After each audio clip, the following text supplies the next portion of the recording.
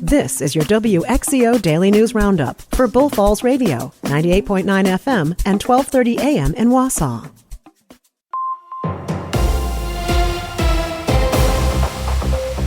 For WXCO News, I'm Isabella Nieto. Organized protests took place throughout Wisconsin and the nation over the weekend.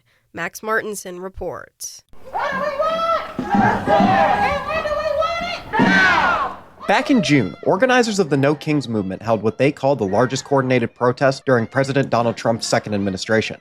On Saturday, the No Kings movement was back in full effect, with over 2,600 events occurring across the country in protest of what they call an authoritarian style of government. Civic media personnel were on the ground across the state, documenting protests in major cities as well as smaller communities around the state of Wisconsin. Civic media reporter Lisa Hale spoke with Deb Fenzel from Oshkosh, who joined the No Kings movement for her grandchildren. Because I feel strongly about doing this for my grandchildren and their rights. I'm not so concerned about me anymore.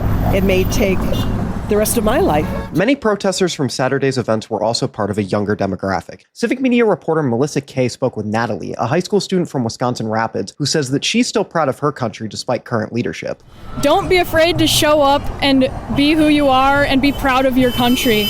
I've had times where I'm not as proud of my country, but I have to remember that I'm not proud of the leadership. I am proud of the USA.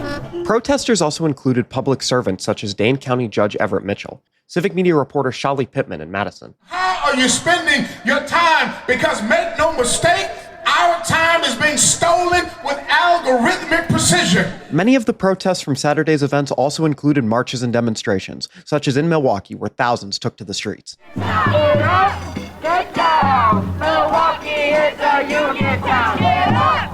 For Civic Media News, I'm Max Martinson. Lisa Hale, Melissa Kay, Isabella Nieto, Parker Olson, and Shali Pittman contributed reporting.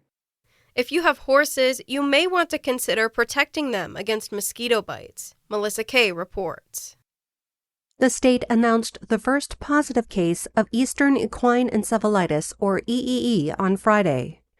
The Wisconsin Department of Agriculture, Trade, and Consumer Protection confirms the case of EEE in Marathon County in a 5-year-old colt. EEE and West Nile virus are only transmitted by mosquito bites and are not contagious between horses. These viruses can cause inflammation of the brain. According to the DATCP, EEE is fatal in most horses showing signs of illness. Confirmation of an infection in the state confirms the presence of EEE in the mosquito population. The virus can be transmitted to people and animals through an infected mosquito bite. Horses can be vaccinated for Eastern equine encephalitis and West Nile virus, and officials recommend reducing exposure to mosquitoes by keeping horses in the barn from dusk to dawn when mosquitoes are most active. According to the DATCP, there were 10 documented cases of EEE in the state in 2024. The Wisconsin Department of Workforce Development is warning residents that its job support programs aren't receiving any federal funding during the ongoing government shutdown. According to agency officials, about 75% of their budget comes from federal sources. They're using carryover federal dollars and some state funding to keep their programs running for now, but without additional federal funding, some workforce initiatives could shut down. Officials are also expressing concerns about agricultural workers obtaining visas for next year. The city of Wausau has received nearly $3 million in settlement funds to address PFAS contamination. The funding will go to priorities set by Wausau Water Works and the City Council, which could include upgrades to water treatment and distribution systems, lowering borrowing needs for infrastructure, and stabilizing water rates.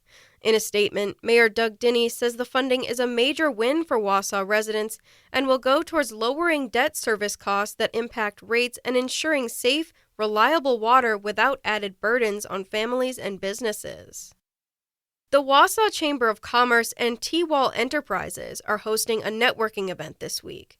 The Foundry on Third networking event on Thursday will take place from 4 p.m. to 6 p.m.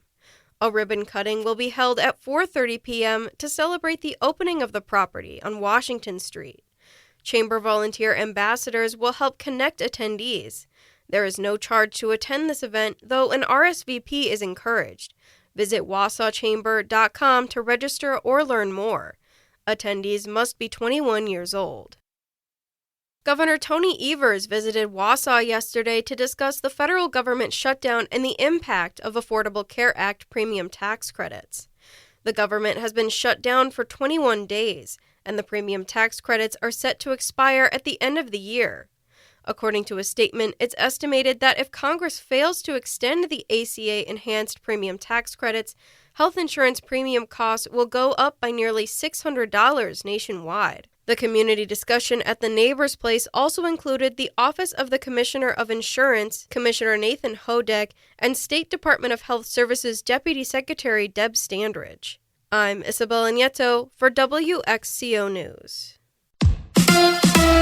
Will Fickell be fired? Hi, I'm Mike Clemens with sports. College football. The Badgers face number 6 ranked Oregon. Saturday night, Wisconsin has never beat a ranked team since Luke Fickell took over as head coach 3 years ago. They're 0-9. Fickell says he can't be concerned about his future at Wisconsin. It's not going to change the fact that we got to practice tomorrow. It's not going to change the fact of anything on Saturday. But I have not been told. I'm not worried about that. I mean, I understand, if we don't meet expectations and we don't do the things we need to do, anything can happen.